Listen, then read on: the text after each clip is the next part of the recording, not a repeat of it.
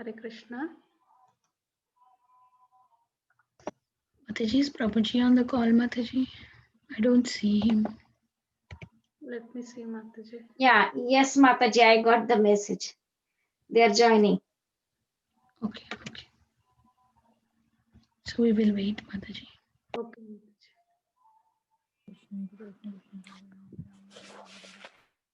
Hare Krishna, Hare Krishna, Hare Ram, Hare Ram, Ram Ram, Hare Krishna, Hare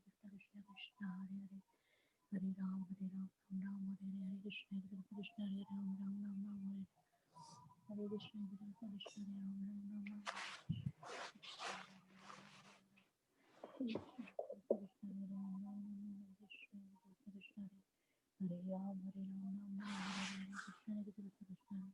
Hare Ram, Hare Krishna, Hare Krishna, Hare Ram, Hare Ram, Hare Krishna, Hare Krishna, Hare Ram,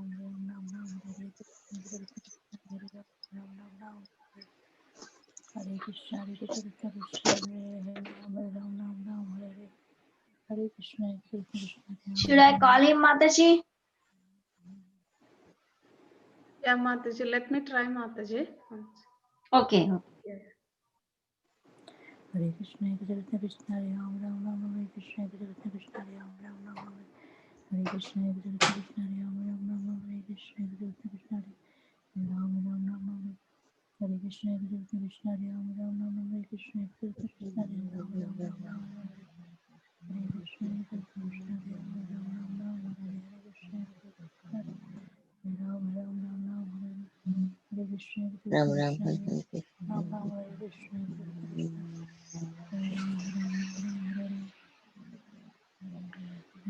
Hare Krishna, Ram Ram, Hare Hare Krishna, Hare Krishna, Ram Ram, Hare Krishna, Hare Krishna, Hare Ram, Hare Krishna, Krishna Krishna, Hare Ram, Ram Ram, Hare Hare, Hare Krishna, Hare Krishna, Mataji. Hare Krishna. Yeah, Hare Krishna, Mataji. Intro is finished. Hare Krishna Kamadiki Mataji, Dandavats Pranam, please accept my humble obeisances. All goes to Srila Prabhupada and Guru Maharaj. Thank you so much for joining the call, Mataji. We missed all your association. Hare Krishna Mataji. No, that's Preeti Mataji. Yeah, that's Preeti Mataji. But Ramachandra Prabhu has joined They had Mataji. some trouble, Mataji. They're joining it. Yeah, Hare they Krishna. joined Mataji. They joined. Ramachandra Prabhu is on the call. Okay. Hare Krishna, Mataji. Dandavad Pranam, Srila Prabhupada ki jai, Guru Maharaj ki jai. Preeti Das ji from Thailand. Hare Krishna Preeti Mataji, Dandavats Pranam, please accept my humble obeisances. All goes to Srila Prabhupada and Guru Maharaj. Thank you so much, Mataji, for joining the call. Hare Krishna. Hare Krishna.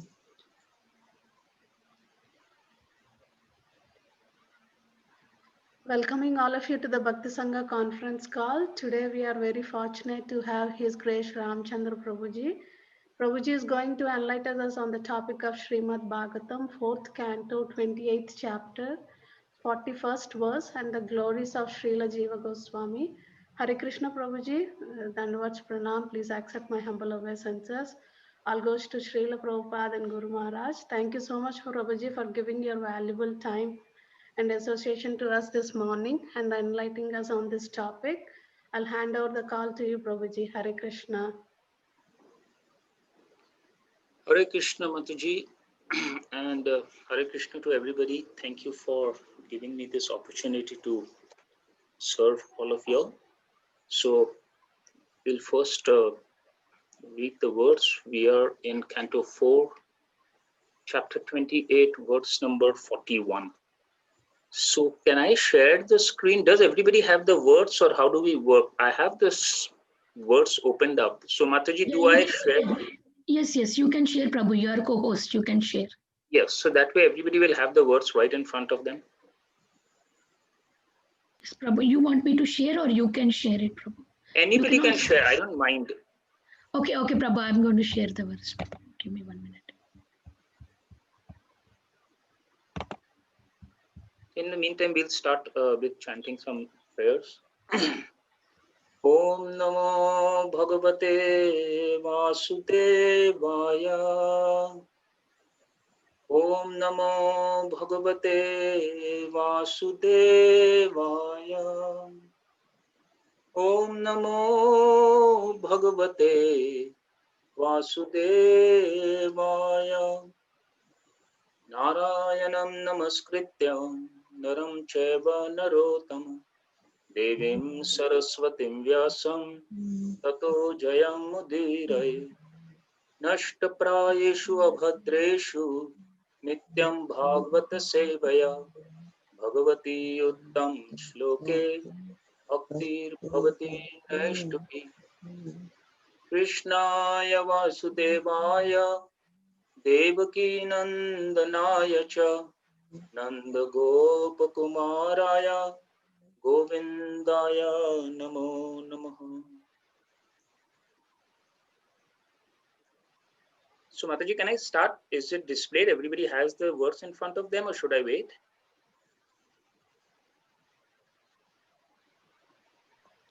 Yes, Prabhuji. I can start? Yes, Prabhuji. Okay. Sakshad Bhagavatuktena Guruna Guruna Harina Nipa Vishuddha Gyan Deepena Surata Vishwato Mukham. Sakshad Bhagavatuktena Guruna Harina Nipa Vishuddha Gyan Deepena Surata Vishwato Mukham. Sakshad Bhagavato Guruna Harira Nripa Vishuddha Gyan Deepena Surata Vishwato Mukham. Translation and purport by His Divine Grace A.C. Bhaktivedanta Swami Srila Prabhupada Ki Jai. Translation. In this way, King Malayadhwaj attained perfect knowledge because in his pure state, he was directly instructed by the Supreme Personality of Godhead. By means of such enlightening transcendental knowledge, he could understand everything from all angles of vision.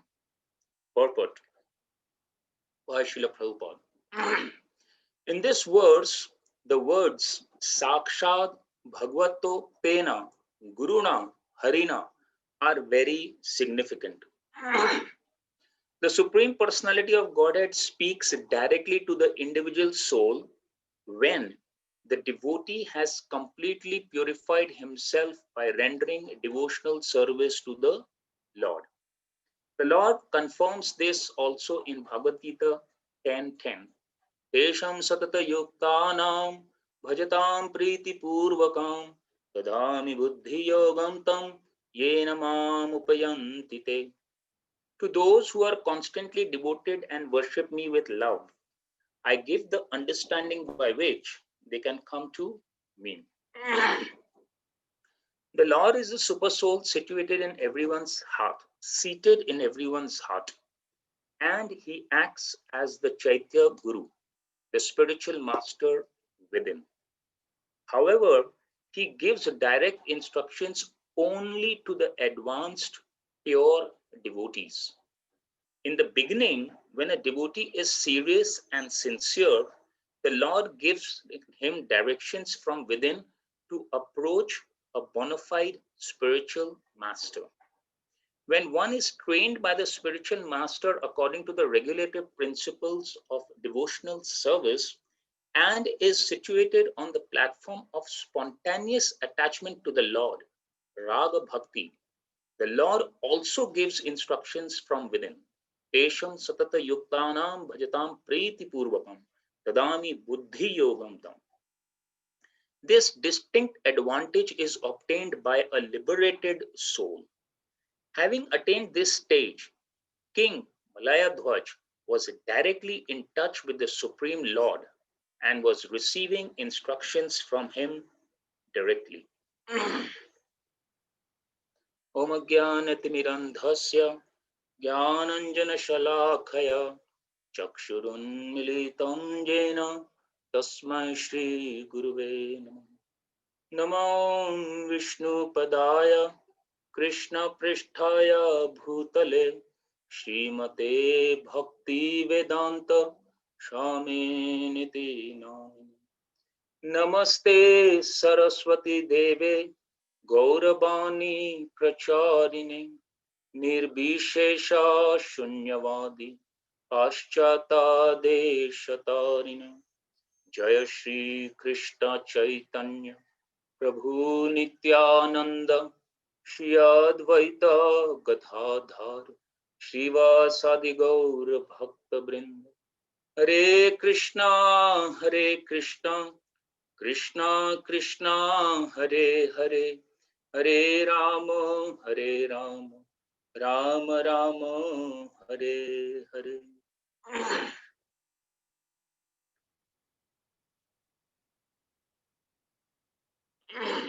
Hare Krishna. So I would first of all like to thank all the organizers of this Bhakti Sangha group for giving me this opportunity to serve you all, because I've been seeing, this group is being enlightened by such senior devotees, such senior Vaishnavas, Srila Prabhupada disciples, Maharajas. Just yesterday we were hearing from His Holiness Chandramauli Maharaj. So when I was approached again, to speak today, I was approached a week back. So I was just thinking, the only thought or the only how I could relate it is that, well, I think they are trying to engage me in some seva, because through this whole talk, I don't know how much the group will be benefited, but at least I know one person will be benefited, that is me. To speak something, we have to hear, we have to read something. So I just accepted it that I'm being engaged in some seva. So I accepted it graciously, and I just pray that whatever little I share with everybody, it will be helpful to somebody in some way. So thank you very much for giving me this opportunity to serve you all in some menial way. So I was reflecting that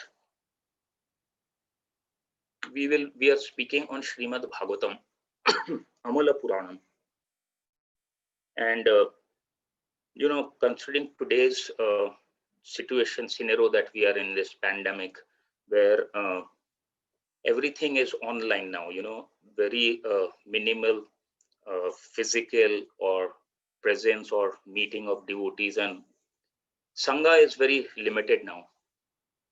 So I was thinking that Bhagavatam originally, when first time originally Bhagavatam was spoken, Parikshit Maharaj hearing from Sukadev Goswami, thousands of very exalted devotees, Vyasadev, Narad Muni, Gautam Rishi, all these rishis sitting and Bhagavatam being spoken.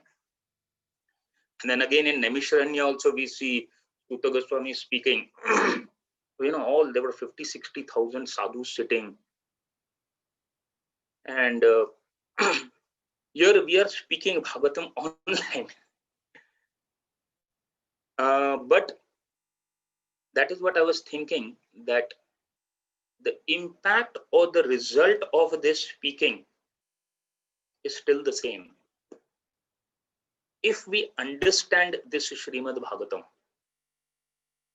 you'll know in Bhagavat Mahatav, the story comes of this Dhundukari. He became a ghost and he heard Srimad Bhagavatam he was within a tree.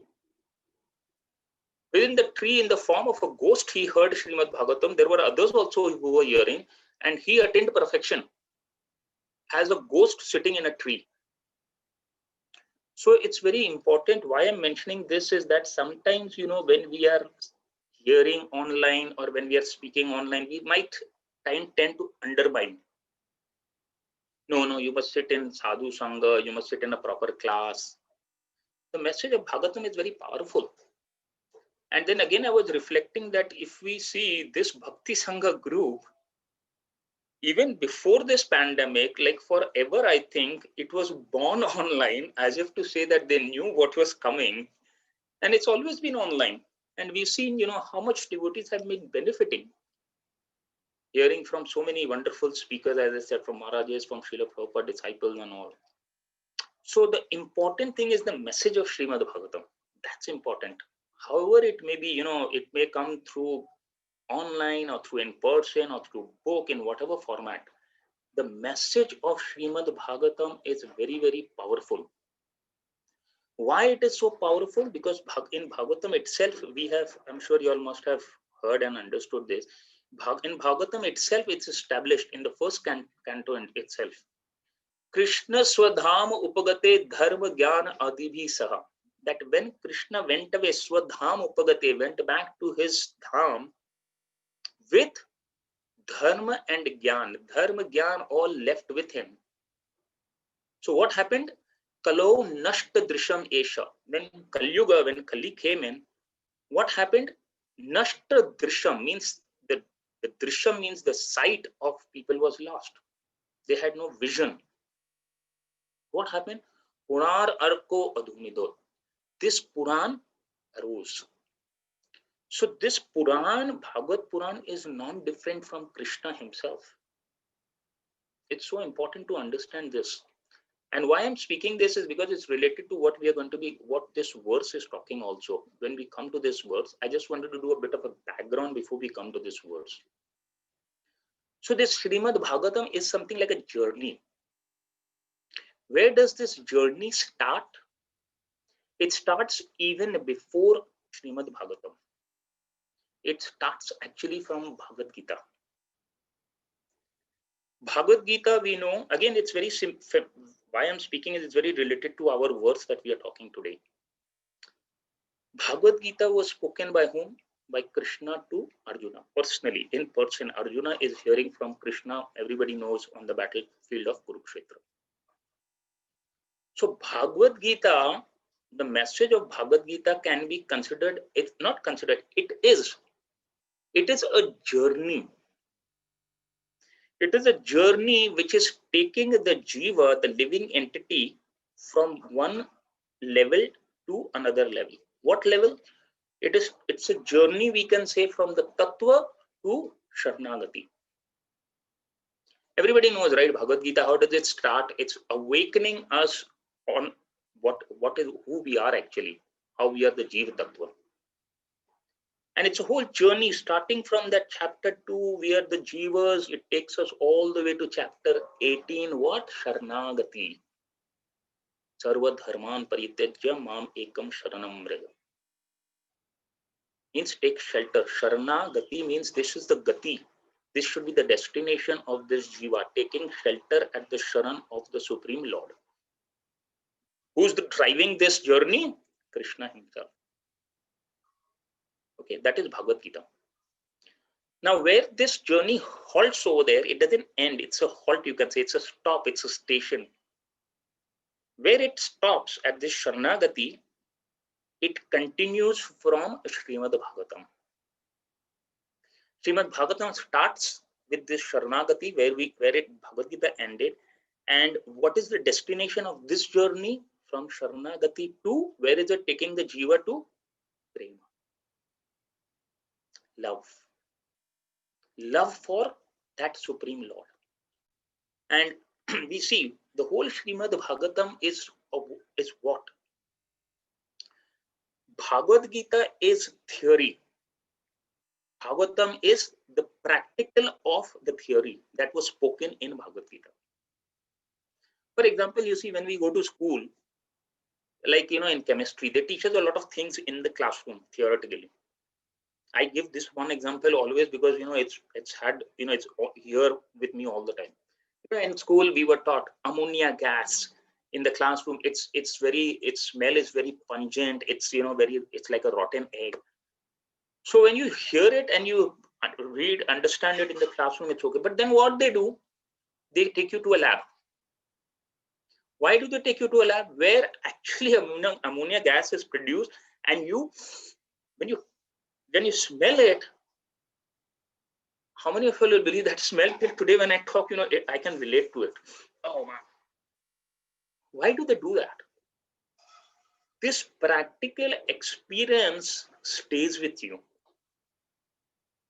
Hearing is good, but when you see it, when you experience this hearing, this impact is that much stronger.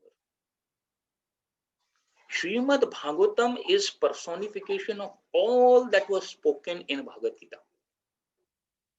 That is why if you all see, when we read Bhagavad Gita, study Bhagavad Gita, and we read Bhagavatam and study Bhagavatam, if you are studying it and reading it and understanding it from a Bhagavat, personality Bhagavat, then you will see this, how this Bhagavat, person Bhagavat, interconnects, interweaves the Bhagavad Gita with Srimad Bhagavatam. See, in Prabhupada's books, if you'll go through Bhagavad Gita, you'll see time and again in different verses, different chapters, different sections, Prabhupada is all the time connecting to Srimad Bhagavatam. He'll give references, and he'll give referring verses also, right? And when we come to Srimad Bhagavatam, we will see Prabhupada is connecting to Bhagavad Gita. Like in today's verse also we saw, right? In today's verse, which verse did he connect to Bhagavad Gita? Tesham satata yuktanam bhajatam priti purvakam dadhami buddhi yogam. So there's a big interconnection, interrelationship between these two. Bhagavad Gita is the theory. Bhagavatam is the practical. This whole theory comes alive. What is Srimad Bhagavatam all about? Bhagavatam is this Sharanagati. It continues, as I said, into Bhagavatam and it leads to Prema. In Bhagavatam, there are three things. Like we know, Bhagavatam starts, it rejects all other, we are not going to talk of anything else but devotional service, pure. Dharma projita kaitaba, rejecting all other forms of religiosity. So Bhagavatam is primarily about bhakti yoga, and bhakti yoga consists of what? Of these three elements. Bhakta, that's the devotee. Bhagavan, that's God, Krishna, and bhakti is the process. Bhakti is the process by which this bhakta approaches, serves the Lord, and how the Lord reciprocates to the bhakta. This is the only three things that Bhagavatam is made up of. There's no fourth thing in Bhagavatam. Bhakta, Bhakti, Bhagavan. That's all. And how this bhakta, from the Sharanagati stage, when he starts serving the Lord, unallied devotional service, we've heard all this, right? Savapom sam paro dharmo yato bhakti radokshaje ahituki aprahitihata yayatma suprasid. How love now starts developing for his Lord. So it starts with Sharanagati, and the destination of Bhagavatam is, it brings you to the platform of love, prema. Now, does it end there? This is also a stop. It continues. Where does it continue? Into Sri Chaitanya Charitamrita. What is Chaitanya Charitamrita? It is now when you're on the platform of prema, love, what do you experience? What are these premamai experiences that the devotee goes through? The power, the loving exchanges of the devotees with the Lord, with devotees, leelas, in the most condensed form is Chaitanya Charitamrita. Again, who's the driver of Chaitanya Charitamrita? The Lord himself in the form of his devotee, Chaitanya Mahaprabhu. And this is the epitome. Prabhupada said there is nothing beyond Chaitanya Charitamrita actually. This is the highest revelation of loving devotional service. This is the PhD, as Prabhupada used to say. Bhagavatam is postgraduate. Bhagavad Gita is graduate. So why now we will not go to Chaitanya Charitamrita. We are going to be talking about Bhagavatam and Bhagavad Gita, and how these two we will try to connect in this through this section of Srimad Bhagavatam that we are talking about today. So first, what we'll do is, I've thought of a flow of how to understand today's words. What we will do is, first we'll talk of this section of Srimad Bhagavatam. What is this section of Srimad Bhagavatam? Then we'll come to this chapter of Srimad Bhagavatam, where what we are talking about, and then we'll come to this verse. I will try to keep it very short and concise. It's a very long discussion, but I'll try to keep it as short as possible because a lot may have already been discussed also. And there's a reason why I'm going through this flow, to connect it to, as I said, to Bhagavad Gita. Okay. So now coming to this verse. First, we'll just see this verse and then we'll go to.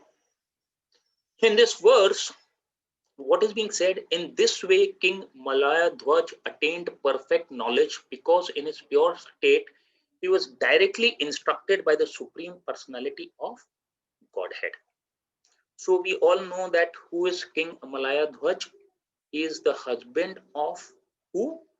King Puranjana, who has now taken birth. He is in the body of a woman. And she has married King Malaya Dhwaj. And King Malaya Dhwaj, at some stage of his life, he understands, the futility of all this material enjoyments and all.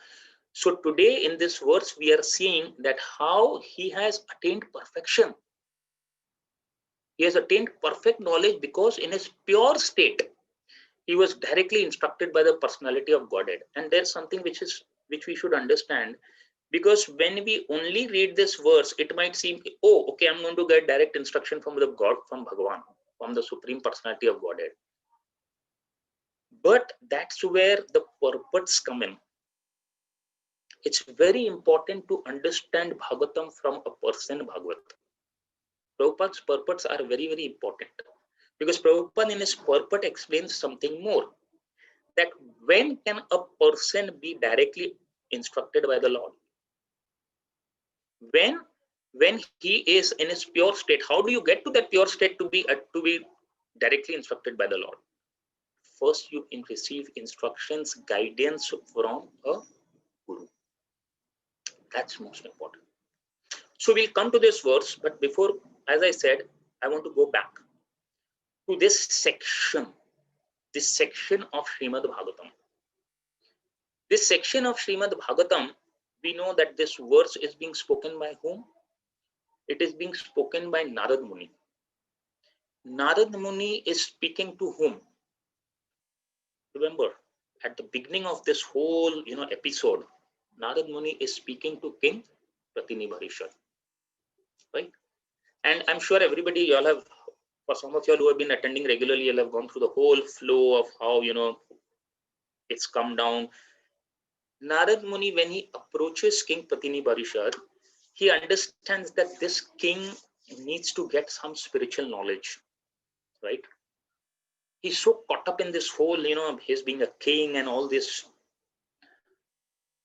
In that verse also, the first verse where Narad Muni is approaching the king, he is addressed as Kripalu.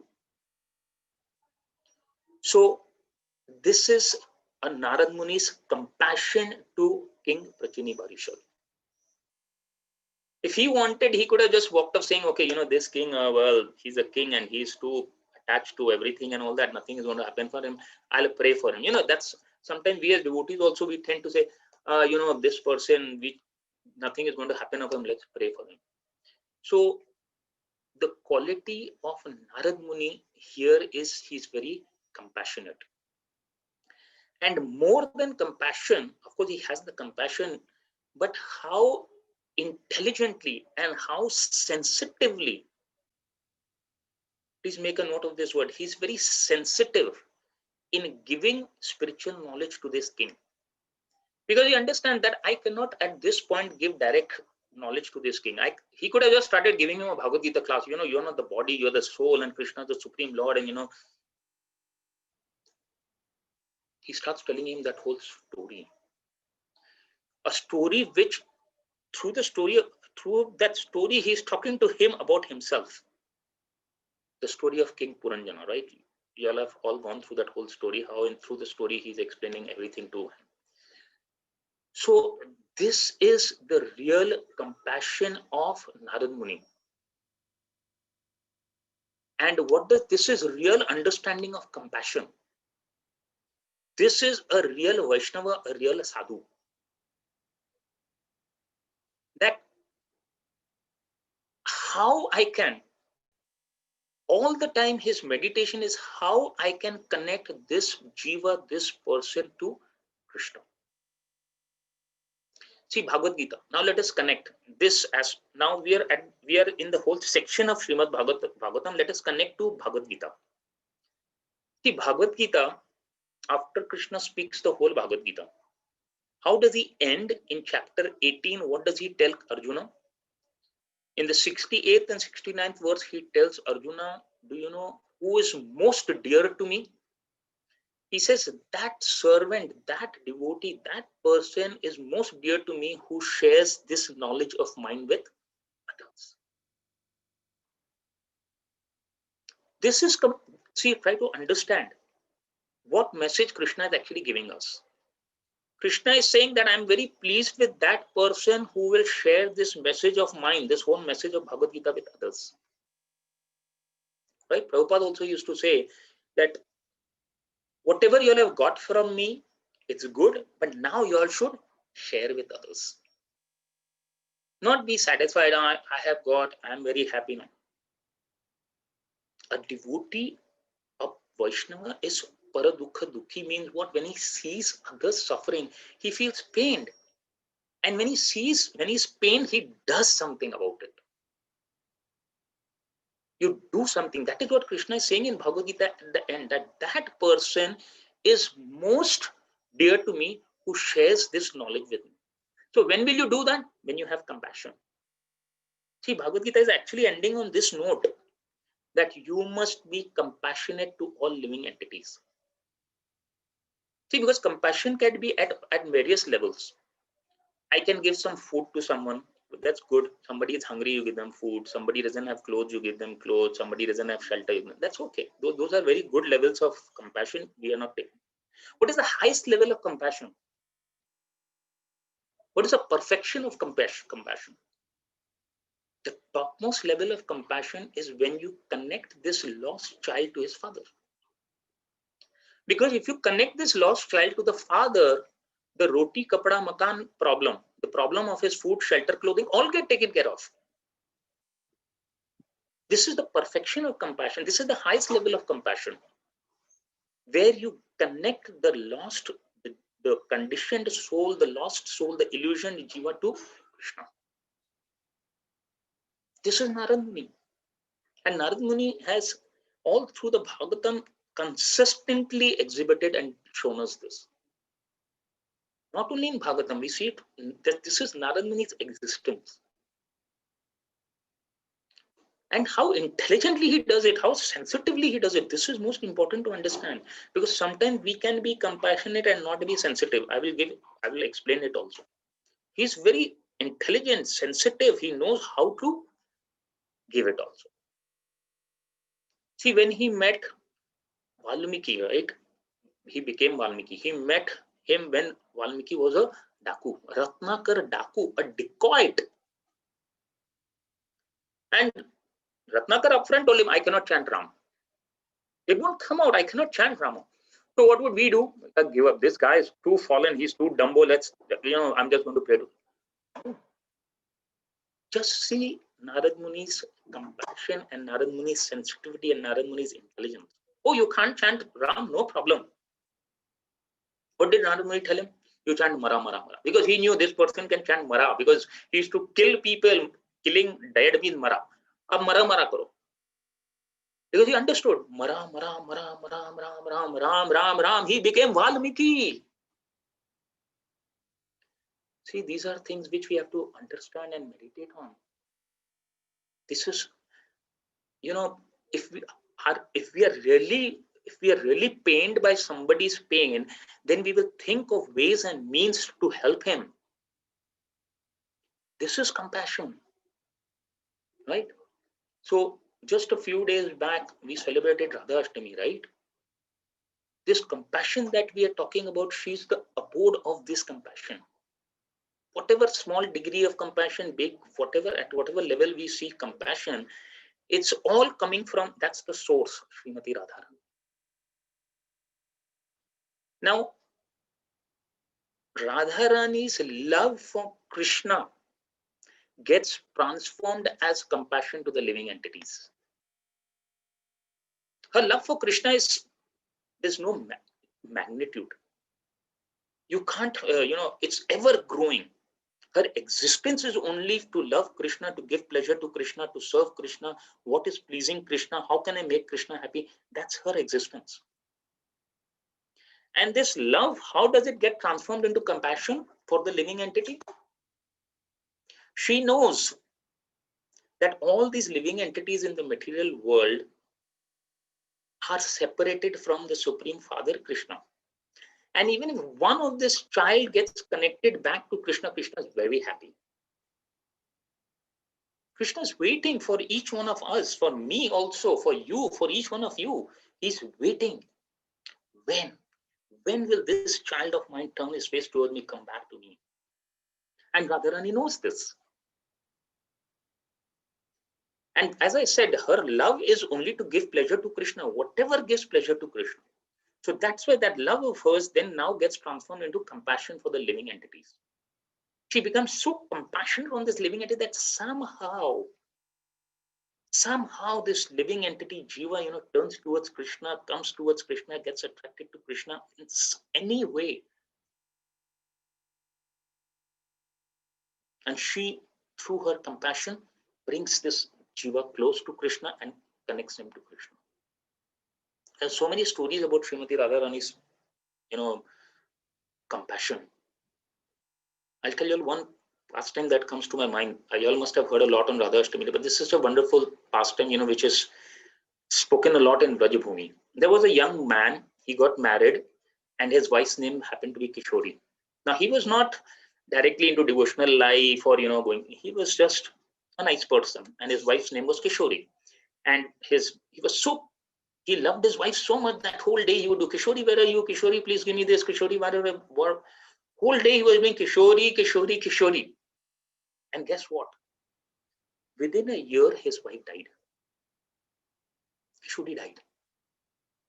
Now, when she died, because he was so attached to her, he couldn't think of life without Kishori. So he went mad.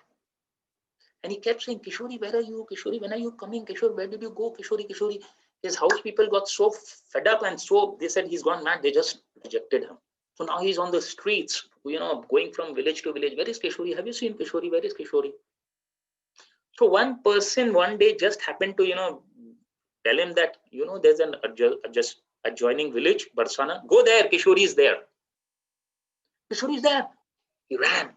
He ran all the way to Barsana. And we know Barsana, on top is the Shriji Mandir. You have to climb those stairs. It was late evening, dark. The Mandir had already closed. So here he is climbing each stair, chanting literally, Kishori, Kishori, you're up. Kishori, I have come. Kishori. And this is it's not a story. It's a real incident, a pastime which happened about, I think, 100, 200 years back. Halfway through the staircase, he's chanting literally, Kishori, Kishori. It's a moonlit night. He suddenly sees this young, beautiful damsel standing right in front of him. When he sees this young, beautiful girl, he can't take his eyes off her. And he says, Kishori, Kishori. And it was Kishori. But this was Radhika, Srimati Radharani. She said, you've been calling for me, Kishori, Kishori, here I am. And when he saw this Kishori, he forgot his Kishori. Because this Kishori is all attractive. And it is said, Kishori Radharani actually took him by his hands to her eternal abode. Now, this person was chanting Kishori, Kishori, not thinking of Radharani. That is what Prabhupada said. Think of that devotee who consciously is chanting Hare Krishna, Krishna Krishna, Hare Hare, Hare Ram, Ram Ram, Hare Hare, crying out for Hara, Hare. How can it be that she will not take care of us? This is her compassion. This is her love. So many pastimes are there. I'm sure you all have heard of all this. So compassion is what is being shown, spoken about in this section of Bhagavatam. Narad Muni's compassion. And we see it coming down. Somebody might say, Narad Muni ko kisne dekha hai? We see the same thing in Srila Prabhupada's life. One time Srila Prabhupada was, I think, in Calcutta, and some of his disciples came and told him about one disciple. Prabhupada, this disciple, he's got initiated and he's still taking ganja, he's taking drugs. So Prabhupada said, go and tell him that if you don't stop, I will reject him. So that when Prabhupada said that, the news came to Tamal Krishna Goswami Maharaj. Next day, Tamal Krishna Maharaj went and asked Prabhupada, Prabhupada, I heard that you are going to reject this devotee. Prabhupada, with nearly tears in his eyes, he said, how can I reject him? He said, Lord Nityananda doesn't reject anyone. How can I reject him? So much compassion Srila Prabhupada had. Embracing trees in California. He knew these trees are going to leave tomorrow, embrace them. Next day they get the news, all those trees were on fire. Compassion. And then we see it coming down. Few years back, His Holiness Jayapatak Swami Maharaj. It was, I think, in the year 2008 that he got an attack. That was the first time, when he got an attack in Bombay and all. 2008, he's got this attack. He's in the hospital. He's serious. Most of us are praying. We don't even know whether Maharaj is going to be with us. And somehow, by Krishna's mercy, he comes back. He's now good. 2009, I think mid-May or June, Jayapatak Maharaj is giving initiations to devotees. Kya hai ye? We all know what's the meaning of giving initiation, right?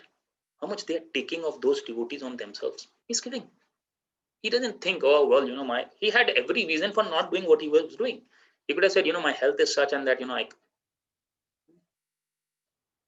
when I heard that, because I had seen him in 2018 when he got that attack and he was in the hospital, nobody was allowed. I happened to be in Bombay and I went to, somehow I managed my way through and went and saw him. And when after that, I came back to Atlanta, and when I heard in 2019 early, he's giving initiation.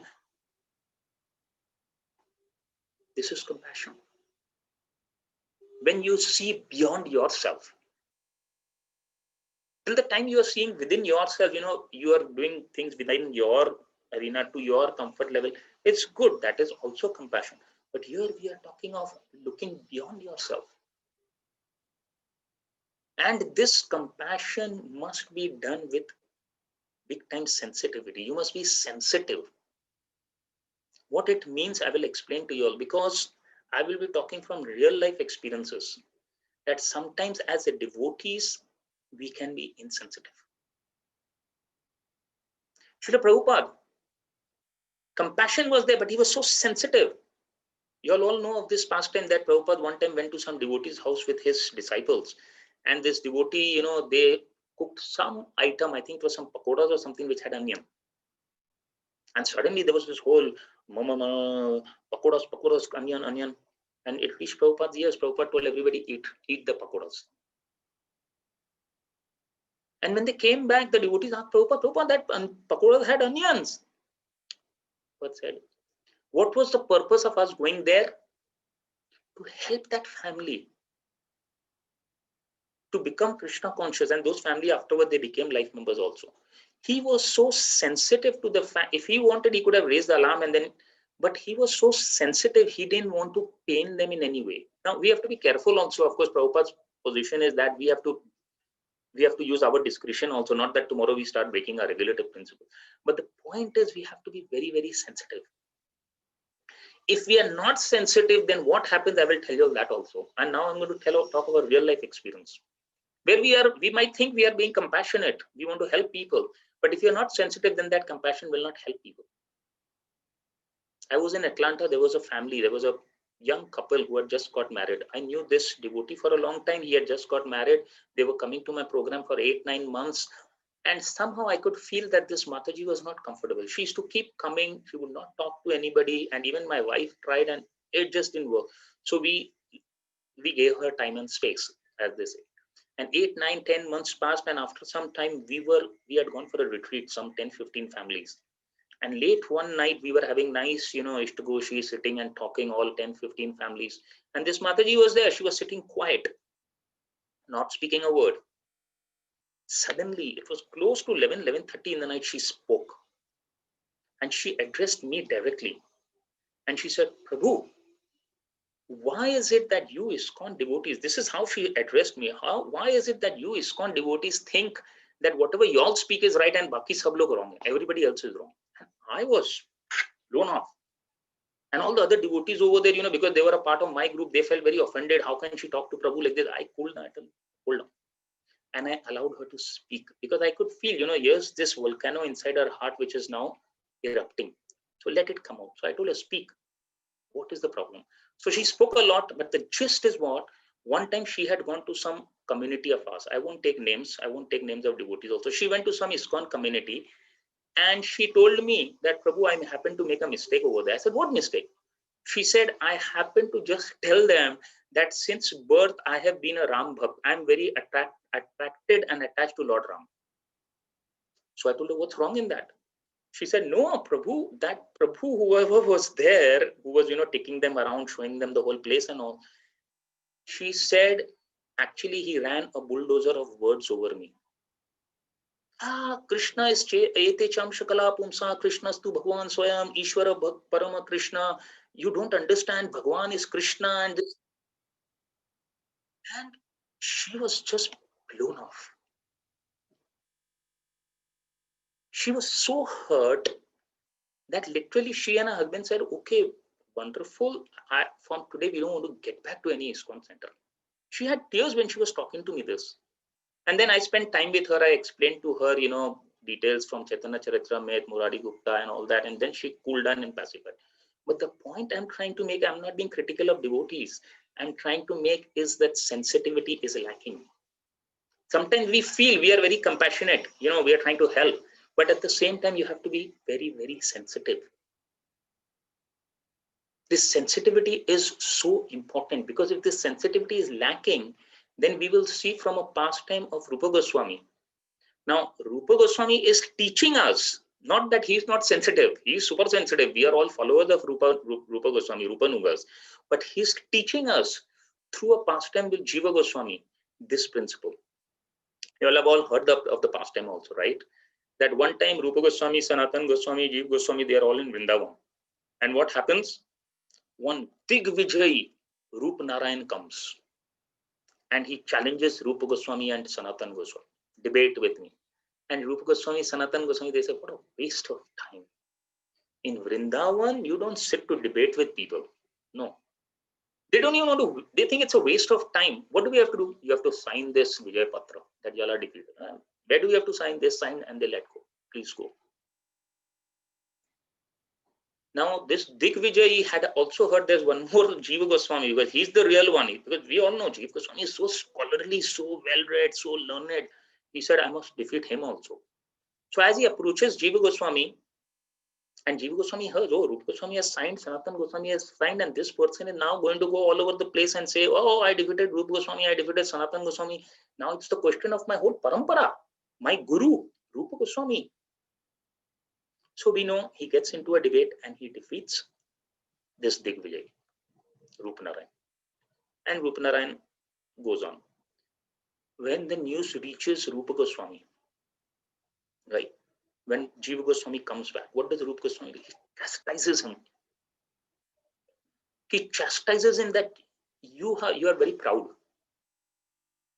You think you are very scholarly. You defeated this Rupa Narayan. There is no place for somebody who has little bit of pride, a tinge of pride also in Vrindavan. You leave Vrindavan. Get out of Vrindavan.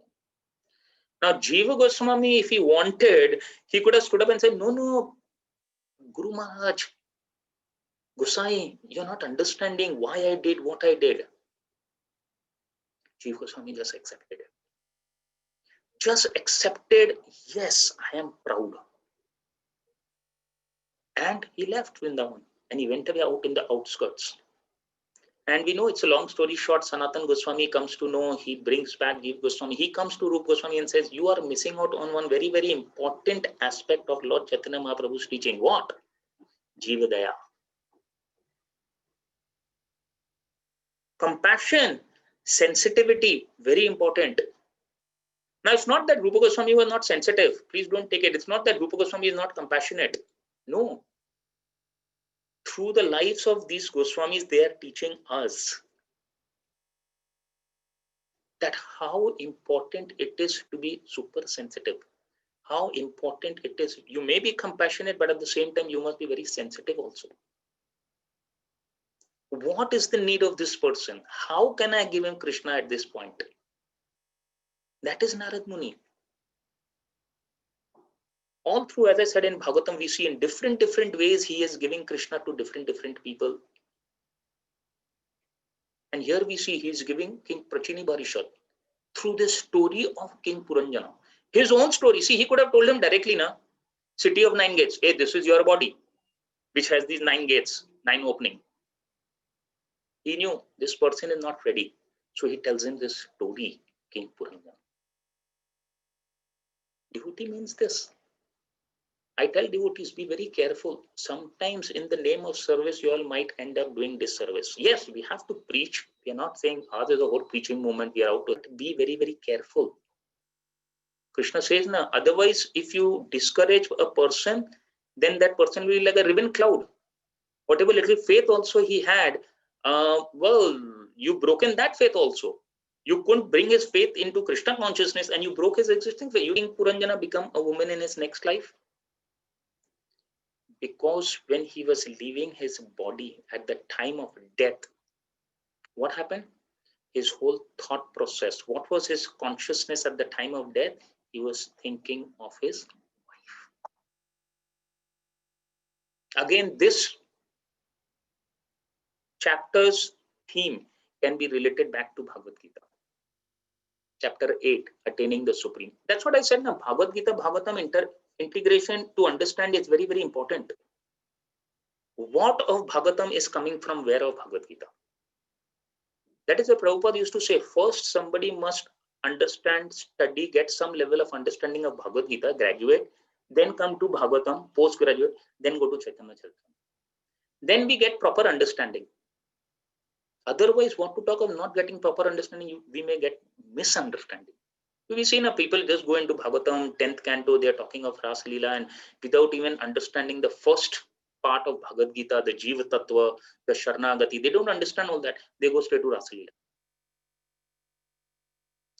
So this chapter about death is related to 8th chapter of Bhagavad Gita, Attaining the Supreme, where Krishna very clearly explained in the 5th and 6th verse, Antakale cha mam eva smaran mukta kalevaram ya prayati samad bhavam yati nasti atra samshaya. That at the time of death, whoever remembers me attains me. And if he doesn't remember me at the time of death, then what happens in the next word? He says, Yam yam bhavams. What that verse is, that whatever is yam yam simaram bhavam tajate ante kalevaram tam tam evaite kontaya sada tad bhava bhavita. That whatever is his consciousness at the time of death, that and that alone he will achieve. Very important 2 verses. And in both the verses, the word that Krishna uses is what? Smaranam. What is his consciousness? What is his thought process at the time of death? Antakalecha mam eva smaranam. That the person who at the time of death is conscious of me, mam. And in the next verse he says, yam yam vapi smaran bhavam. That whatever that person is conscious of, thinking of, he will attain that and that. So we see that was the theory. Here is the practical. Here is a life case. There are a lot of cases like that shown in Srimad Bhagavatam. But here we are seeing, right? We see even in the case of Bharat Maharaj. Bharat Maharaj, what happened? Bharat Maharaj at the time of death thought of the deer. He did everything so much. He gave up all his house, family, being a king, gave up everything. At the end, he thought of the deer. But he became a Krishna conscious deer. There's another principle attached to it, because Krishna explains in Bhagavad Gita also that whatever you have achieved in this process, there is no loss, no diminution. That will carry on. Even though he became a deer, he became a Krishna conscious deer. It's better to be a Krishna conscious deer than to be a non-Krishna conscious CEO of some company or whatever it is. So here we see King Puranjana was thinking of his wife. He left his body. What happened? He became Vidarbhi, daughter of King Vidarbha. We all know. And then he married this king whom we are talking about, right? So it's so important to understand these principles, that whatever is our consciousness at the time of death. Now, what will be the consciousness at the time of death? What a person's consciousness has been all through his life, right or wrong? Life is preparation, death is examination, correct? How much ever, whatever you think all through the life, that will be your conscious at the time of death. Just like I give an example, whatever is our thought process all through the day, that's what will be our thought process at night when we sleep.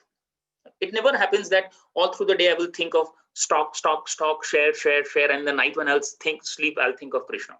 It doesn't happen, my dear friends. No. If I think all day golf, baseball, I sleep in the night, baseball. So all through the day, if I think Krishna, that is why Prabhupada said, when before we go to sleep, we should either read a page of Krishna book, chant one round of Krishna. Then when we go to sleep, it will be Krishna. That is why one has to be Krishna conscious all through the day. You don't know, death is so uncertain, right? There are two things about death.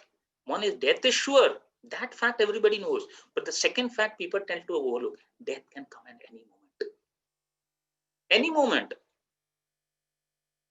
Parikshit Maharaj was fortunate. He had a 7-day notice. He knows that the 7th day I'm going to die. But how many of us know?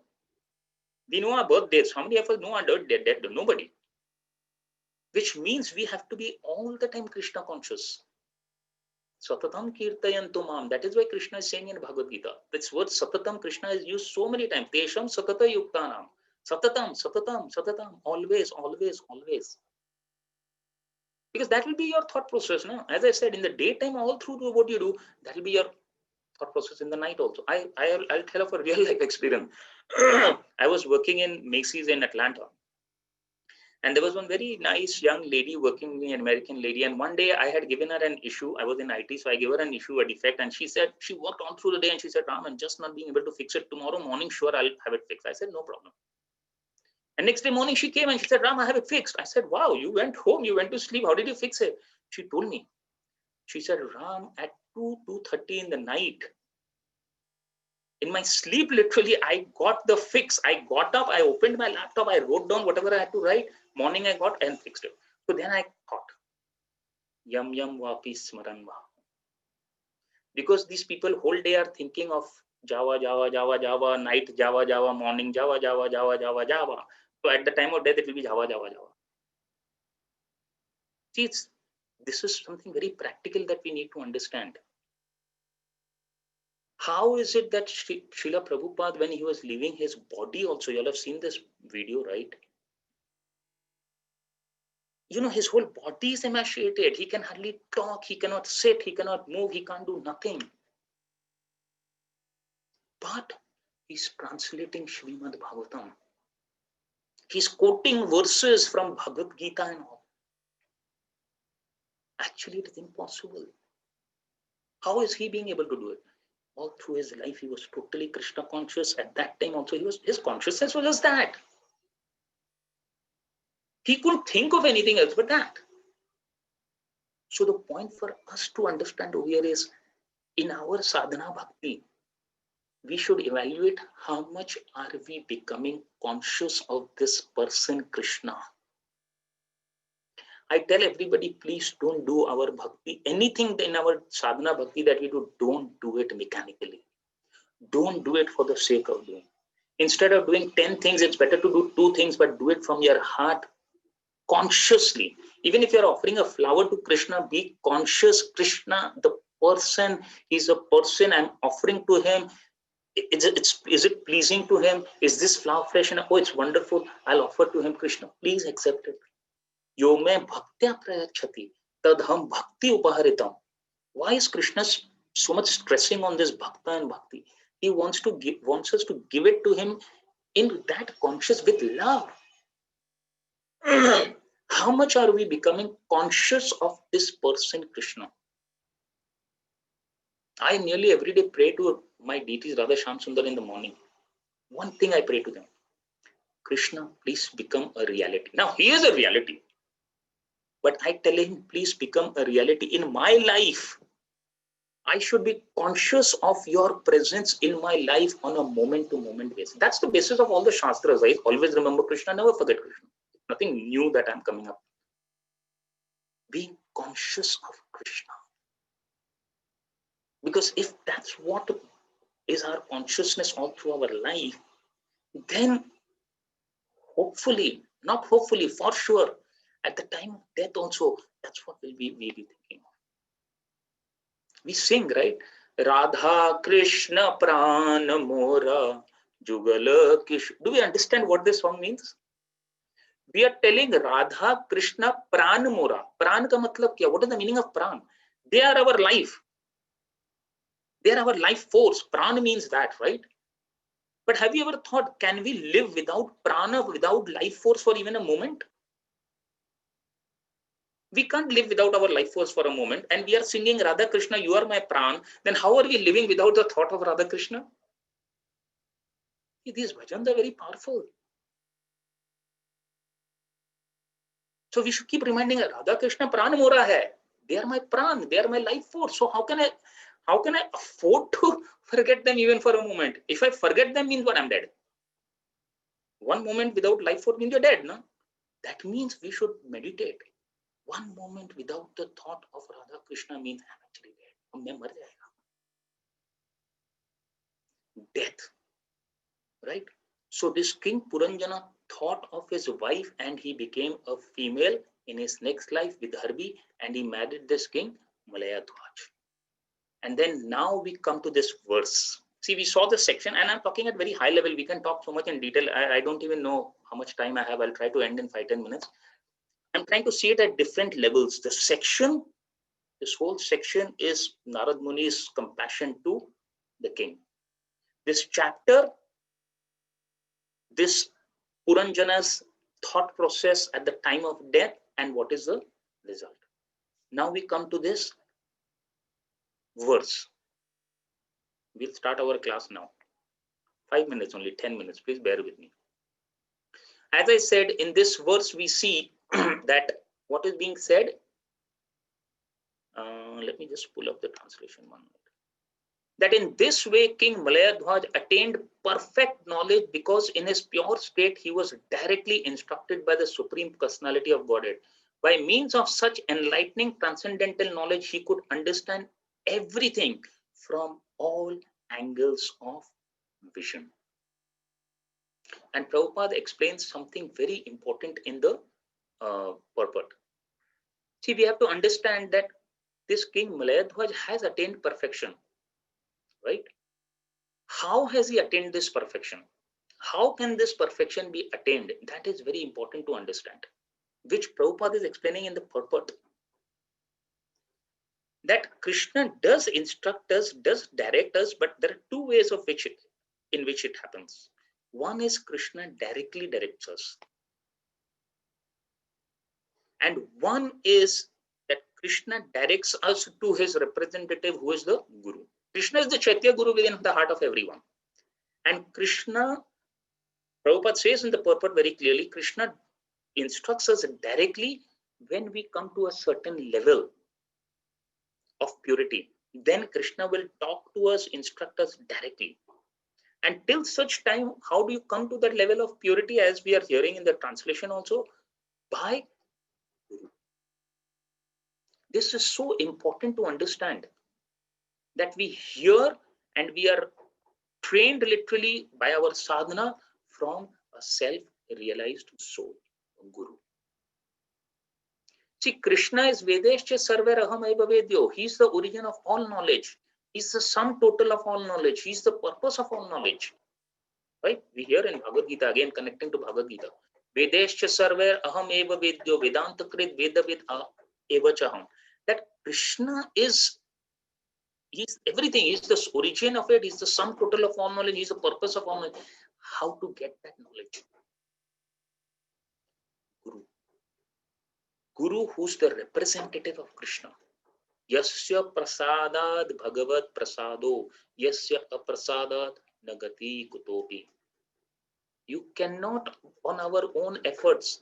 Somebody might read this verse and I will get direct instruction from Krishna. I have met people who say that me and Krishna, I don't want anybody in between. There was a big sadhu who made a verse like this: ABC akela, na guru na chela, ABC akela. He said, I don't want any guru and all. I am akela. I have direct connectivity with Krishna. That's not what is the principle of Bhagavad Gita.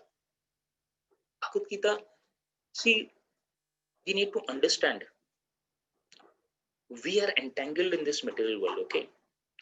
How can we get disentangled? Only by someone who is not entangled.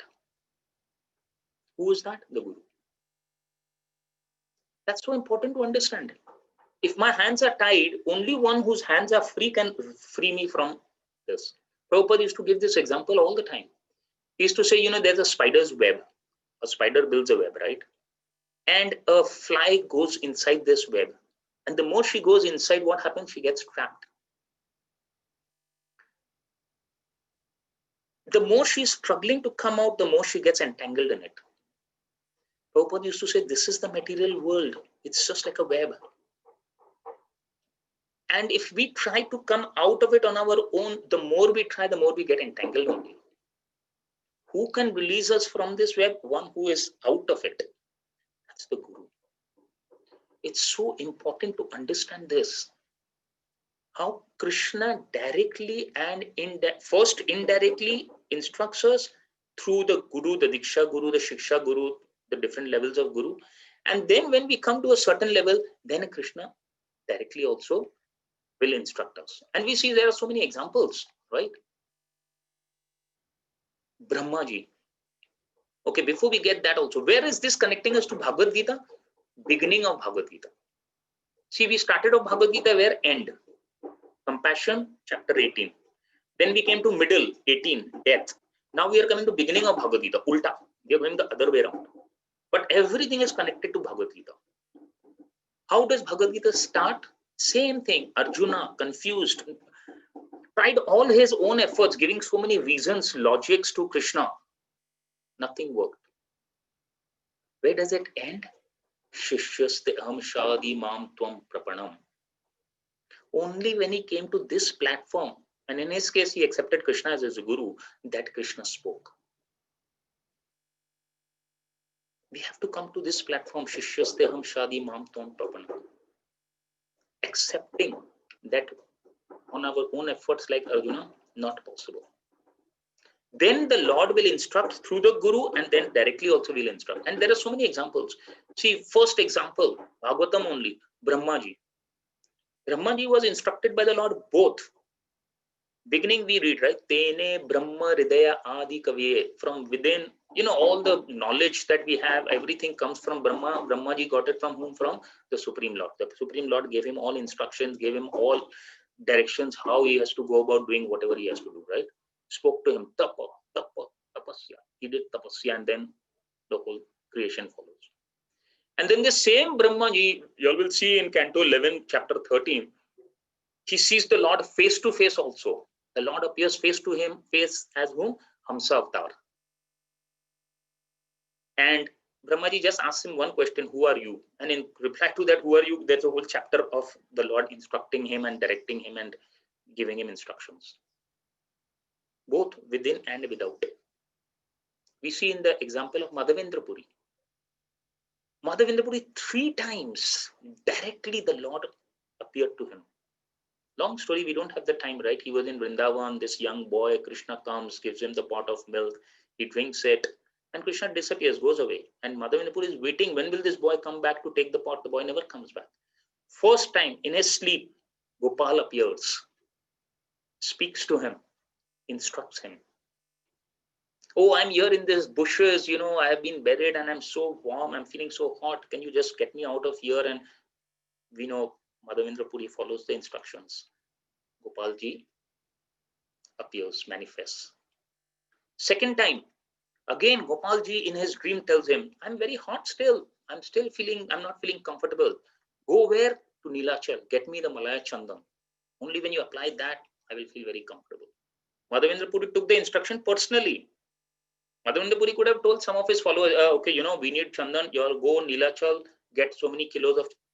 Personally took the instruction, went, getting the Chandan back. He stops where? At Shirchor Gopinath, Ramuna. Third time, the Lord gives him instructions. See, now Madhavendra Puri is such a pure devotee. That is where the Lord is talking and instructing him directly. Gopinath is non-different from Gopalji. You can apply this Chandan to me over here only, and it's okay. It's good. Directly, the Lord is instructing him. Pujari was also instructed by Shivchur Gopinath, right? When Gopinath stole that pot and hid it, the Pujari came in. The Lord came in the dream of the Pujari and told him, "I have hidden a pot for my devotee Madhavendra. Go and give it to him." So the Lord can instruct both directly and indirectly through at a very high, as Prabhupada says, at a very pure level. When we have attained a certain level of purity, the Lord will instruct us directly also. Otherwise, it's through the Guru. And we see this. I will just end with one pastime of Jiva Goswami. Since I was told to speak about Jiva Goswami, but the time is very limited, and to talk so many things, I won't do justice. I'll just talk very briefly about one not even a pastime, of one aspect of Jiva Goswami's life. We all know that Jiva Goswami, where he was, after he was born, he grew up, and he was instructed by Lord Nityananda. Lord Nityananda, he gave him the whole parikrama of Navadvip and all, and then he told him, "You go to Vrindavan. Vrindavan has been given to your Rupa Goswami and Sanatan Goswami, your uncles. You go there and you serve them." So Jiva Goswami, on his way, when he is going to Vrindavan, he stops at Varanasi. He was instructed that you go there and you stop and you take teachings from Vidya Vichaspati, who was one of his Siksha Gurus. Now, Jiva Goswami himself is so scholarly, so well read, but then too, he took instructions, guidance, and studied under Vidya Vichaspati. Now, when he came to Vrindavan, something very important to understand. We all know he approached Sanatan Goswami, "You please initiate me." Sanatan Goswami said, No. Rupa Goswami is the senior. Not seniority, not by age. Rupa Goswami is the senior, so he will initiate you. What did Rupa Goswami do? Rupa Goswami, before initiating Jiva Goswami for nearly 1 year, he engaged him in very menial services. Brooming, cleaning utensils, cleaning, washing clothes, getting leaves, because that time there was no typewriter and all. So on the leaves, Rupa Goswami would write. So you had to apply some jari booty and all, get pens with some particular ink to write on it. So he would get those leaves and those jari booty and get all those leaves ready for Rupa. Now imagine, this is Jiva Goswami, who's considered as the most scholarly Goswami of our Sampradaya. He has written so many crores of verses, it is said. I don't even know the exact figure. Most prolific writer. But what is he doing? He's doing the most menial service for his Guru. His Guru is training him. His Guru is bringing him, as Prabhupada is saying, when you come to this level of purity, then you will be instructed directly by the Lord also. And this Jiva Goswami later on was editing Rupa Goswami's books, imagine. So we see from the life of Jiva Goswami also, how even though he was so scholarly, so well-read, so educated, but when it came to this principle, how humble he was. With total humility, he was serving the Lord. And we know Radha Damodar, who was, crafted by Rupa Goswami for Jiva Goswami. Lord Damodar used to speak to Jiva Goswami. "Jiva, I'm so hungry. Where is the prasadam? I'm so hungry. Jiva, what food you are giving me? There's no salt in it." This was Jiva Goswami. But as Prabhupada is saying here, we have to first go through this, purificatory, like we are all sadhakas, sadhana, we are doing our sadhana bhakti. We first have to go through this level of sadhana. Get trained, get instructed by the Siksha Guru, by the Diksha Guru, and then, yes, someday in the future, and we don't have to wait, when, no. Prabhupada used to say, you do your business and leave to Krishna. Don't poke your nose in Krishna's business. So we just do our sadhana bhakti. And then Krishna from within will speak. And sometimes devotees ask us, how do we know Krishna is speaking or the mind is speaking? Back it up by Guru, Sadhu, and Shastra. Mind is also very powerful. No? Sometimes it could be the mind speaking. So whenever you feel like that, you can always, like, I'll end with this example. One time one disciple came to Prabhupada and he said, Prabhupada, you know what? Yesterday I had a dream. He's going to his guru to confirm what I've seen is right or wrong. Prabhupada said, what did you see? He said, I saw in a dream there was a chariot, and in this chariot is Krishna, and there is Arjuna, and Krishna is instructing Arjuna Bhagavad-Gita. He's speaking the Bhagavad-Gita to him. Prabhupada said, wonderful. He said, but you know what, Prabhupada? Next minute, the scene changed. Prabhupada said, what happened? He said, I saw Krishna become you. Krishna transformed into you. And I saw that Arjuna transformed into me. And I saw you instructing me Bhagavad-Gita. Prabhupada said, perfect. So he was confirming that, you know, what I'm seeing, is it bona fide right or wrong from his guru? So because sometimes when we hear, think, feel and all that, how do we know? Confirm with guru, confirm with sadhu, with devotees, confirm whether it's there, it's shastric also. Then it's bona fide. So I would like to end here. I don't know what was the end time. I just went on speaking, and if I went over time, please forgive me. And I just hope that whatever little I shared through this section, through this chapter, through this verse of Srimad Bhagavatam will be helpful to somebody in some way. Grantraj Srimad Bhagavatam ki jai, Srila Prabhupada ki jai, Nitai Gaur Premanandi, Hari Hari Hari. So I don't know, do we have times for question answers, Mataji? Have I gone overboard? Or if there's anybody who wants to share something, any comments, any experiences, please feel free, because I always say that more than talking, I like hearing also. So if anybody has any of your experiences you all would like to share in context of what we spoke, please feel free. You know, it will be very helpful for the others who are there on the call. Hare Krishna Prabhuji. Thank you so much for wonderful class, Prabhu. It's so instructional. If anybody have any questions or realizations, please go ahead.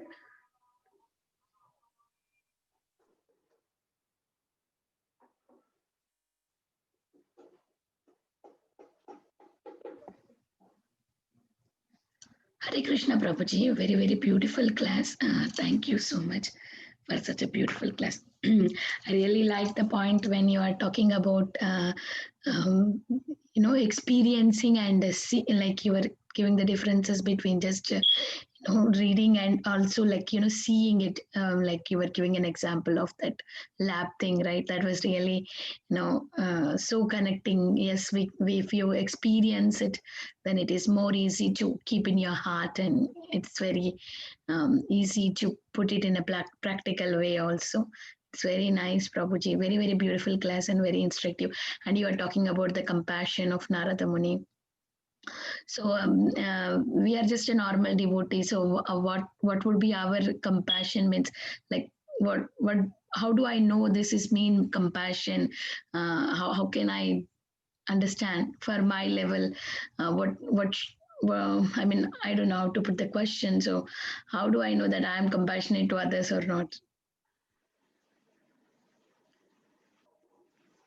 Mataji, as I said, see, compassion happens at different levels. You know, we give food to someone, we give clothing to someone, we give shelter to someone. And as I said, the perfection is when it's Krishna conscious. So if we see, all of us at some level are always helping someone. Okay, like let's take an example. If we are giving food to someone, if you are giving food, why don't you give prasadam?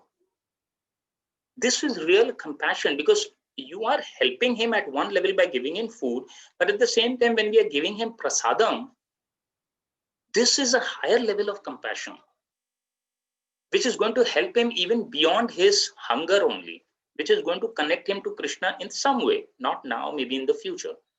So always be conscious of this fact. How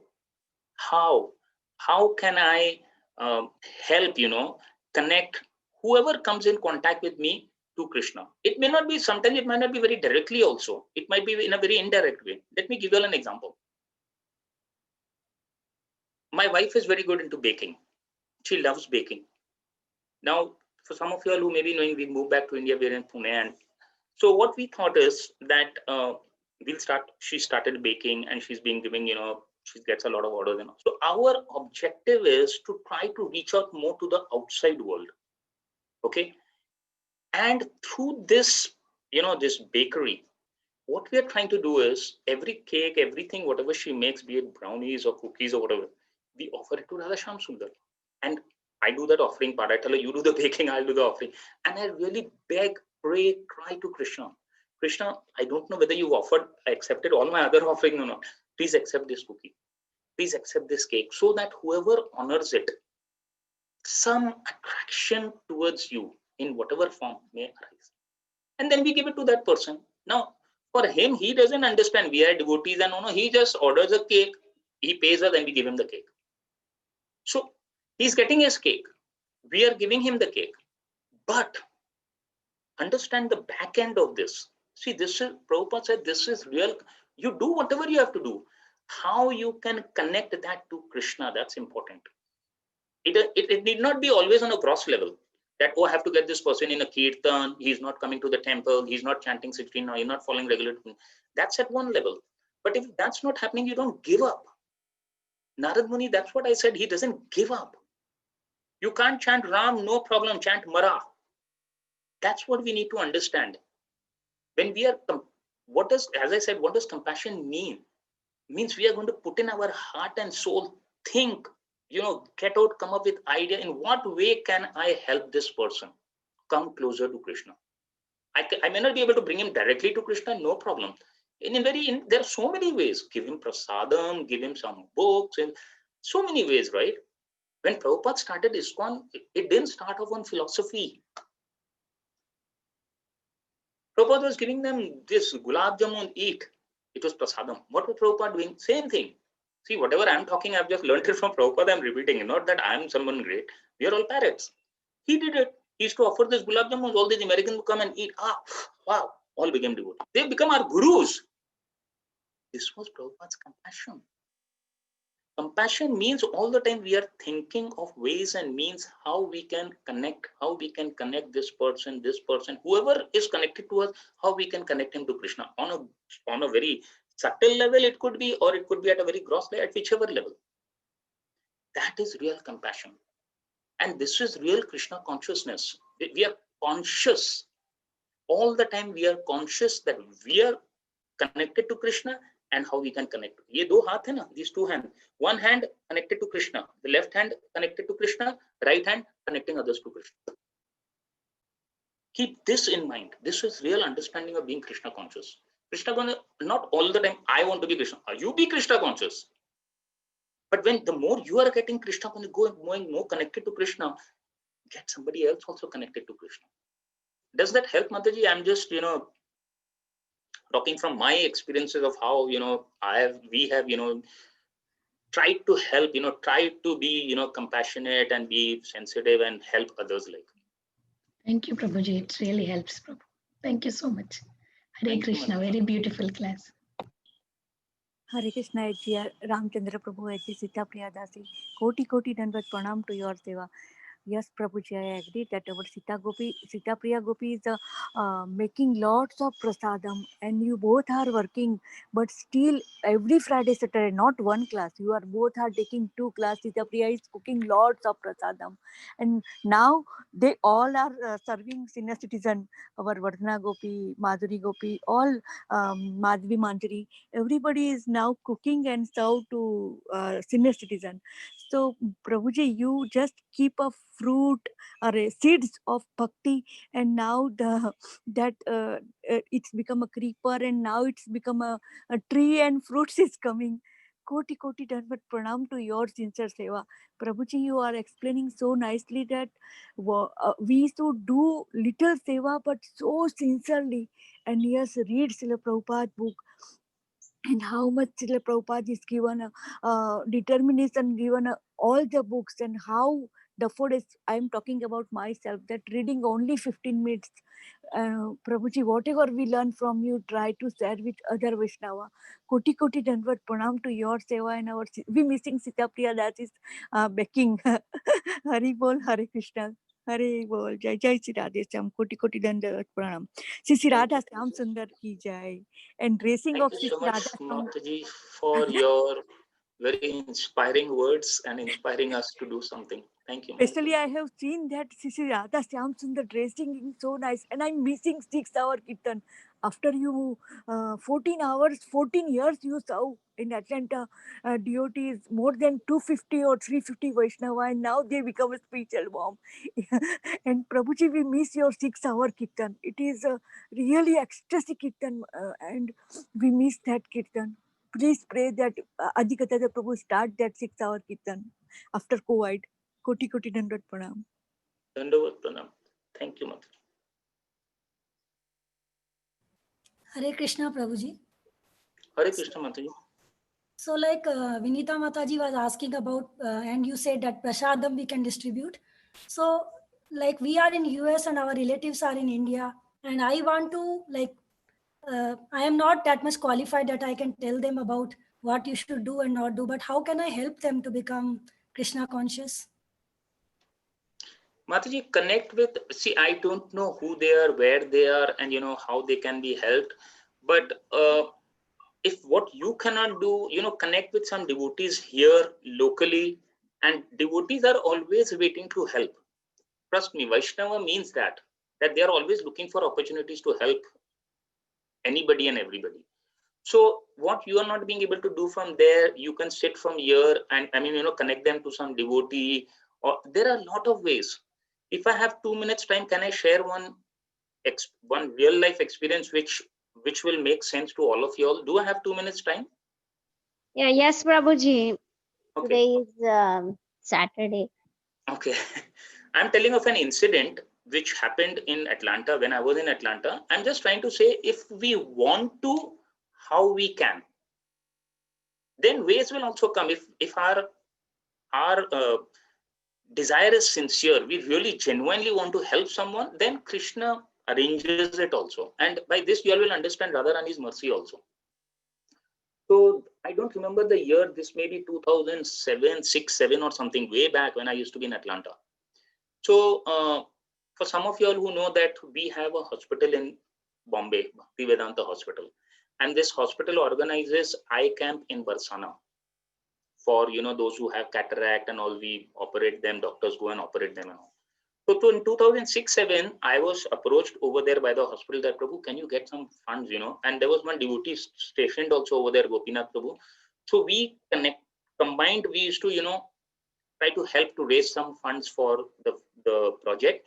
But more important was, we thought that whoever contributes will get so much benefit by helping somebody in Barsana. So when I was approached, so I started thinking of ways how to, because that time I didn't have a very big group. I didn't know who to approach for funds and all. So I just started picking up books and just, approaching any individuals and all. So I came across one person. I didn't know him. I knew him remotely, and he happened to be the same. I am a Sindhi and he was also a Sindhi. And I knew that this person is connected to some institution, very, very, I don't want to talk anything about it, but very, superfluous. They had some understanding. So I thought, if I can connect him, if I can make him do this service, and I knew he had a lot of money. If I can make him do this service of serving a Brajvasi in Barsana, wonderful. So I called him, I spoke to him, I told him, this is a good opportunity. These are poor people, villagers, they don't have, eyesight. Just $100, or that time it was $80, I don't remember. If you can give for one cataract operation also, he said, I'll give for 2. He gave for 2. 1 year. Again, next year I approached him. Again, next year he gave. How many of you will believe that person today is an second initiated, Brahman initiated disciple of His Holiness Gopal Krishna Goswami Maharaj. And it's the seed, Radharani's mercy. At that time, he also didn't, because he didn't have an understanding what is Barsana, Radharani. People know Radharani, but they don't have the understanding of her mercy and all. He just did it. And today he understands that the seed was there. So if we want to, there are so many ways you can help people. People are charitable. I am into one profession now. It's called Pranic Healing. I have a wellness center over here. So I have outside patients. So my whole thought process is this: how to connect these people to Krishna. So now it was Janmashtami. So I have some outside patients. I just asked her, I sent her our Janmashtami flyer. I told her, because Janmashtami is pretty global. It's pretty, everybody celebrates Janmashtami. I just told her, would you like to contribute? And she contributed 5,000 rupees. Last year also she contributed. Now we sent her some prasadam. So we got to keep thinking of ways and means of how. Unless we don't have that fire within us to want to connect, ways and means won't come. But if we are very sincere and genuine, the desire is very genuine and sincere, then Krishna will give ways. For your aunt also, I'm not saying your desire is not sincere and genuine, but think of like these ways: connect her to some devotee or connect to some devotee here. They will think of some ways, even if she just gives some donation sometime, or any remote way. The seed is sown. Bhakti Latha Bij will be sown, and then it will fructify. It's only a matter of time that it will just, how it will happen. Don't think of how it will happen. Let us sow the seed.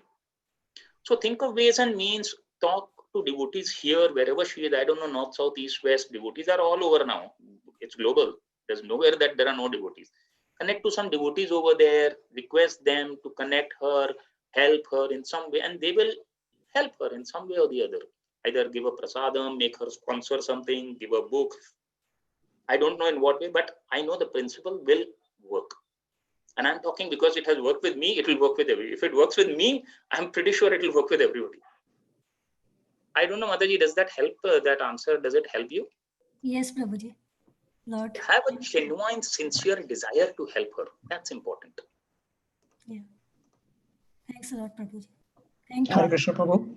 Dhanavad Pranam. All glories to Srila Prabhupada. Hare Krishna Prabhu. Thank you for the wonderful lecture, Prabhu.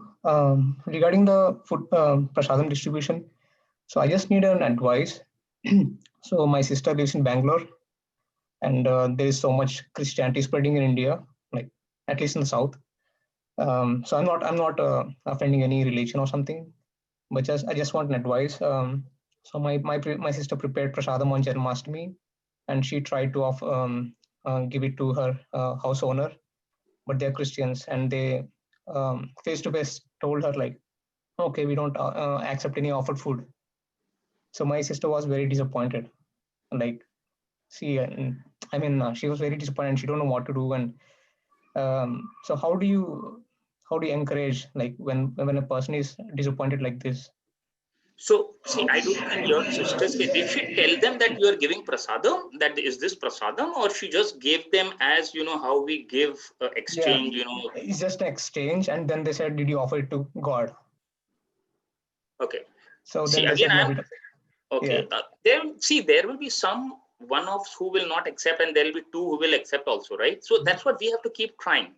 Out of every 5 whom we try, 3 may click and 2 may not click. That's okay. In that case, we pray to Krishna, see, I tried, I'm just trying to help this person, is not happening. Again, I'll give you a real life example, since you brought this up. I was working in Macy's in Atlanta. And every year they have, different occasion. They have these parties and all. So there were a lot of Indian community over there. So for Diwali, they used to have this big party, and everybody gets one item, and there'll be like a potluck and all that. So I would not let that opportunity go. So my wife, as I said, she was very good in baking. So I don't remember what she had made. She baked, and I told her, put your heart into this, and she baked it very nicely, wonderfully. And then I offered it to Shyam Sundar, and I took it in real quantity so that nobody is deprived. They should eat as much as they want. And they were all eating, and the Indians were eating and appreciating. I said, it's okay. I was looking for the Americans. And trust me, more than one American specifically caught me, and he told me, hey, come here. We were very friendly. And at office, I'm very friendly with people for this reason. So he sat down, and because we were supposed to go in our traditional dress, so I didn't let that off. I went with tilak, and I went, with a nice kurta. I didn't wear dhoti. I wore dhoti also, right? I went in colored, and he told me, come here. And we sat down, and he started talking, hey, what's this tilak? And he said that, I don't remember, it was a pastry or what. He said, man, that really tasted, And then I, in a very indirect way, told him, where that taste came from, because we don't eat without offering the Lord, it's just like a sign of, it's an expression of gratitude. And he really appreciated it. So the point I'm trying to make is that we keep trying. It may happen out of 5, 4 may, 3 may appreciate, 2 may just reject. It's okay, no problem. In my house, here also in India, it's a point, nobody goes out without prasadam, especially non-devotees. And once or twice it's happened, sometimes laborers come, they follow Islam and then they don't want to honor. It's okay, we respect it. And there are some who can't take it also. I know of a lot of Muslims also who come and they say, yeah, I don't tell them it's prasadam. I keep something very, yummy. So they want, the taste will take them in, and I'll keep some cookie or something, and then they see, oh, I want to eat it. Yeah. So we have to keep trying, Prabhu, and it will work with 6. It will not work with 8. It's like that. Yeah, I mean, my question was here. At least I know, like, because I'm here for some time, I know people are very open. They take the prasadam or they take the food. But my question is not to like keep trying. Like, how do we encourage? Like, my sister is disappointed, so how can I encourage her so not to get disappointed and she continues her service? Yeah, so that is what you need. That's what, Prabhu, you need to explain to her. Like how I explained to you that out of 6, 4 may accept, and 2. So see, the thing is, if I give up, means what? I'm depriving those 4 also, right? 2 are rejecting, but 4 are accepting now. But if I give it up only, then I'm depriving those 4 people also. So explain to her this, that don't give up. Because if you give up out of the 10, even if 3 take and 7 reject, if you give up, you are depriving those 3 also. So that we have to be conscious of, that we cannot deprive 1 person also, what to talk of 3. So we have to keep doing. See, Krishna also explained to Duryodhan rejected Krishna, then who are we? Right? In principle, you see, isn't it the same thing? Krishna is explaining to Duryodhan, Baba, give them 5 land. I won't give 5. I won't give a spot of land also. He rejected. So we have to keep trying and tell her that don't at least deprive the 3 who are taking for the 5 who are rejecting. That's the important point for me. Yeah. So is it okay to not tell that this is prasadam, like when we are giving to someone? See, that's where the hookup comes. When we use the word prasadam, then they get ideas. Oh, when you're talking of prasadam, or when Christians talk of sanctified food and all, why use that terminology? I mean, Whenever like, I'm somebody just comes talking. I'm just telling you. No. See, when I'm telling, when somebody comes to my house, I don't tell them prasadam and all. I just tell them, I take a cookie and give them. I give them a glass of water. That's etiquette, right? So people take it. They like it. But the minute we use this terminology and all, that's where the question marks and hiccups come, which we don't want. We so don't want any. We don't want any roadblock. Our objective is to give them prasadam. That's the important thing. Yeah, sorry to interrupt you. Like, in this case, my sister didn't say it's prasadam, but she offered the food. But they asked the question. So how do we say, like, in that scenario, how do we say, is it's prasadam or it's not prasadam? How? Don't say if it's something yummy, if it's a cookie, they don't need they want the cookie. That's all. Everybody loves eating. So you just give it to them as a cookie. Like if some friend comes to your house, you offer them something, some fruit, something to eat and drink. That's what she said. That's what she did. And they asked the question, like, is it offered? So that's my whole point. Prabhu. Mataji, yeah. Yeah. Sorry, Prabhu. Can I say something about this? Sure, Mataji. Sure, please, Mataji. Yes. See, what my experience is, the American Christians are better than the Indian Christians, because Indian Christians, they used to be Hindu and they know that this is prasadam and it's something about Hindu and I should not take it, and that's why they are very careful that they don't eat prasadam. See, I give food to in my husband's office and everybody appreciates and they eat, and even in everywhere prasadam is distributed, nobody is saying no. But in Hindu center, one man who works as a cleaning person from years and years, he is working there and he is Christian, and he makes sure that he doesn't eat prasadam. So what to speak about this? So some people are very bad in, like, their karma are very bad that they don't eat prasadam. Krishna makes sure that, oh, this person should not eat prasadam. So you have to leave them, these kind of people. And why to waste time in this one person? Go, thousands are there. They will eat, they will appreciate your prasadam. It's even though they are. So I used to do catering, and lot of my customers were meat eater, mostly meat eater, and they really appreciate all sabjis and everything, and they don't even ask is there an onion and garlic. If you give it to Indian, they will ask is there any onion and garlic. So like that, Prabhu. So if he's saying no and making sure that if this is the, sometimes you can say, oh no, this is not, this is just the food, then they might eat. And then one Mataji was asking one Prabhu that, oh, we should not lie and lying is not good. He said, the people are selling milk in Walmart. Are they not lying? Whatever written is the what is the guarantee is there? The people are selling so many things in the market. Are they not lying? People are buying it and eating it. So what's the point in you are not lying and giving them? Okay, my question is just that, Masi. Thanks for clarifying. Yeah. Um, Whether to lie I or just not wanted to lie. add one point, Prabhuji. Hari bol. Yeah, please go ahead, Mataji. My Mausi has the same, Prabhuji, Indian Christian. She also has great aversion of touching the prasadam. I mean, she doesn't come at home. So whenever she comes at home, I clearly say to her that today I have not offered. Why? Because see, there are two things happening in this. One, indirectly she's eating prasadam. Of course, I have offered and then I'm feeding her. Second, I'm lying just because, the person who believes this is prasad is prasad. It is consciousness, no? So that's why she doesn't believe. That means for her it is not prasad. But I believe this is prasad, then it's going to affect on her. So she's same. She doesn't touch anything at home whenever she comes at home. So in front of her face, I really, feel as I'm just serving her only. I'm not serving the Lord. So we can do this ways. I do. I mean, I really do that. Okay. Yeah. Thank you so much, Mataji. Thank you so much, Prabhu. Thank you, Prabhu. Ram Prabhuji, with your permission, can I add one point?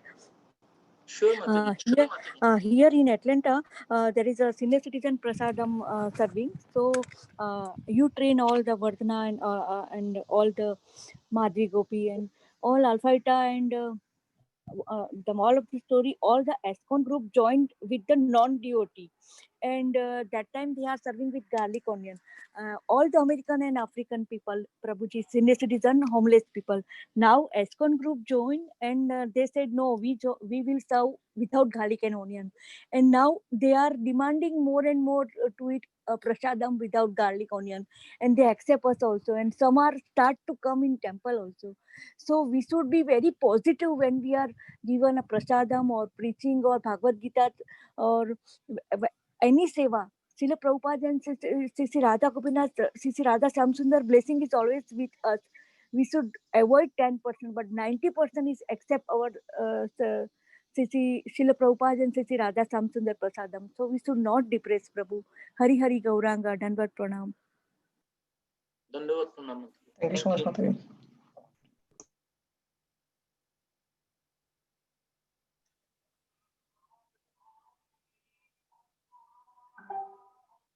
Does anybody have more questions?